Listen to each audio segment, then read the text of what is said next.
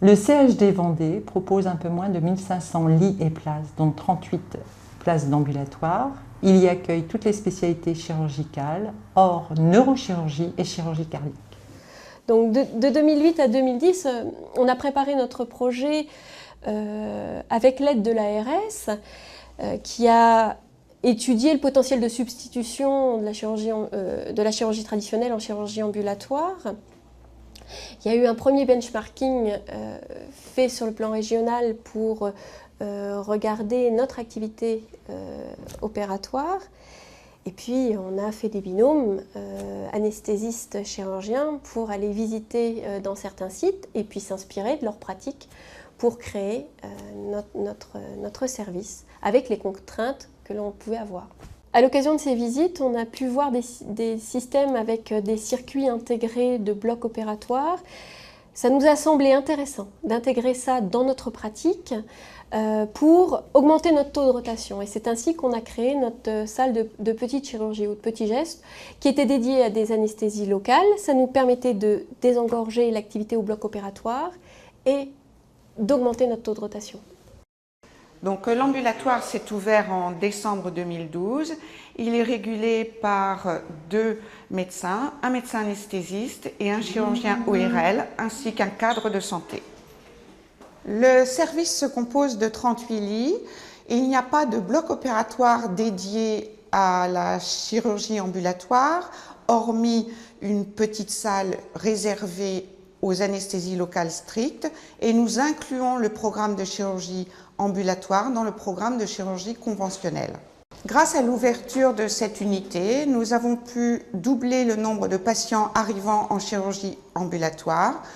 Nous sommes passés de 3 344 patients à 8 863 patients en 4 ans. Nous avons aussi pu créer un service dédié à la chirurgie ambulatoire pédiatrique, géré par une infirmière puéricultrice, ce qui a permis de beaucoup augmenter la qualité de la prise en charge de la chirurgie et de l'anesthésie pédiatrique au CHD. Je suis infirmière puéricultrice, j'interviens dans le service de chirurgie ambulatoire une fois par semaine. Donc mon rôle est important dans ce service étant donné que la prise en charge de l'enfant est spécifique. On prend en charge l'enfant et aussi sa famille, ses parents. Donc bonjour. Donc le recrutement en ambulatoire a été fait en fonction de notre spécificité et de notre expérience professionnelle. Donc à la base on a travaillé tout un peu individuellement sur l'élaboration des protocoles pour chaque spécialité qu'on allait rencontrer dans le service de chirurgie ambulatoire. Et on a fait ce partage de compétences puisqu'on a travaillé individuellement et en équipe bien sûr pour permettre d'enrichir nos connaissances et d'avoir une prise en charge optimale et de sécurité des patients au sein du service. Donc, selon les protocoles établis avec les chirurgiens et les anesthésistes et médecins qui interviennent dans le service, les programmations des programmes opératoires sont établies avec les cadres des spécialités, de chaque spécialité. Donc, en fonction des programmations et des horaires de bloc, on prépare les dossiers des patients qu'on récupère au secrétariat. Et donc on appelle chaque patient la veille ou l'avant-veille pour leur donner les consignes préopératoires en ce qui concerne les douches, le jeûne, les médicaments qu'ils doivent nous rapporter éventuellement et tous les documents à nous joindre à leur dossier. Tout ceci pour optimiser l'activité du service pour que les patients soient au bloc dans de meilleures conditions et pour leur sécurité. Oui, il me semble qu'aujourd'hui, le développement de la chirurgie ambulatoire est évidemment essentiel à la fois pour des enjeux de qualité et de sécurité des soins.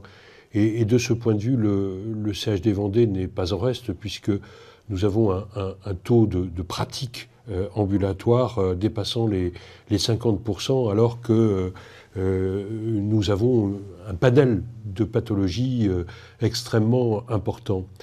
Et nous a semblé essentiel au niveau des instances de l'établissement et à mon niveau d'accompagner cette mutation et cette transformation de la chirurgie dite classique, conventionnelle, en chirurgie ambulatoire, avec un regard extérieur, le regard d'un prestataire qui est arrivé à un moment important, à savoir déjà un service engagé, tournant, fonctionnant, neuf, mais qui avait besoin d'avoir ce regard extérieur pour améliorer sa performance et son efficience. L'ensemble de la démarche de structuration d'une unité de chirurgie ambulatoire nous ont amené à retrouver des points freinants et des points facilitants.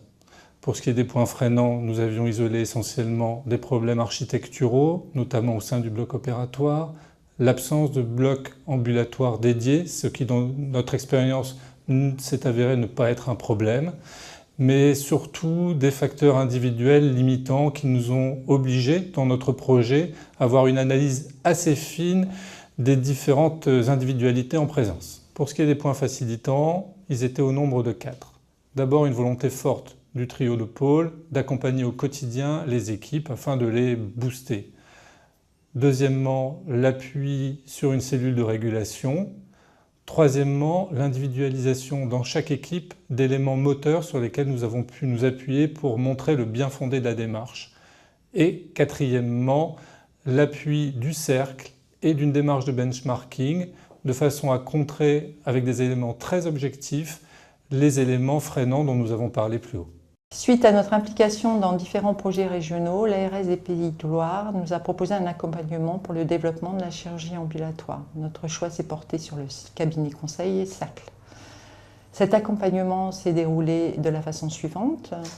Mise en place d'un audit organisationnel, réunion de restitution, élaboration et mise en place de plans d'action. L'audit a permis d'identifier nos points positifs. Il nous restait à améliorer l'échelonnage des arrivées, un passage précoce des praticiens pour diminuer la durée de séjour du patient, une appropriation du concept de rotation, une adéquation des ressources humaines à l'activité et une meilleure utilisation du salon de sortie. Au sein du Cercle, nous avons l'habitude de réaliser de nombreuses études de benchmarking pour les blocs et les UK. Ceci nous permet de déterminer un certain nombre de points de comparaison et permettent, donc, dans le cadre du CHD Vendée, d'imaginer des points d'amélioration et avec des objectifs tout à fait atteignables. Nous avons réalisé des ateliers de travail, des entretiens et des observations dans l'unité afin de réaliser une cartographie des processus de prise en charge des patients en mettant en exergue les points forts et les points d'amélioration. Afin d'objectiver les ressentis exprimés, nous avons utilisé notre outil Cockpit Bloc UK. L'outil Cockpit a été développé par les équipes du Cercle et permet, grâce à un recueil d'activités fin sur 4 semaines, de produire des indicateurs de performance et de qualité de prise en charge qui sont normés et reconnus par l'ANAP. Le deuxième audit nous a permis de confirmer les actions mises en place, c'est-à-dire un meilleur échelonnage des arrivées, un passage plus précoce des chirurgiens, une adéquation réelle des ressources humaines à l'activité et une meilleure utilisation du salon de sortie. 12 mois plus tard, le Cercle nous a accompagnés pour une seconde évaluation des actions entreprises et cela nous a permis de mesurer que nous avions atteint nos objectifs. Bonjour, je vais vous parler rapidement des nouvelles modifications d'accueil des patients en chirurgie ambulatoire en ophtalmologie. Le patient ne sera plus hospitalisé en chambre, mais sera accueilli directement par une infirmière référente qui sera accompagnée au bloc en marchant et non pas en fauteuil. L'intervention dure 10 minutes sous anesthésie topique, donc le patient pourra repartir directement en marchant vers une salle dédiée aux soins ophtalmologiques spécifiques en attendant ma visite pour signer les papiers de sortie. Donc l'activité continue à se développer au sein de l'ambulatoire. Fort de l'expérience du circuit ultra court réalisé pour la salle de petite chirurgie, nous avons donc élaboré un circuit pour accueillir les patients debout. Nous avons obtenu l'adhésion d'un ophtalmologiste pour ce parcours que nous avons mis en place. En parallèle de cette construction, nous avons rencontré les différentes équipes médico-chirurgicales pour leur faire part de ce projet et faire aussi par la même occasion le point sur nos pratiques au sein du service. Il s'avère que maintenant nous avons plus de souplesse pour accueillir les urgences qui ne sont pas programmées. Nous pouvons dire qu'aujourd'hui nous répondons à la demande du patient, aux différentes équipes médico-chirurgicales et aux équipes paramédicales qui sont dynamiques et qui s'investissent vraiment au sein du service.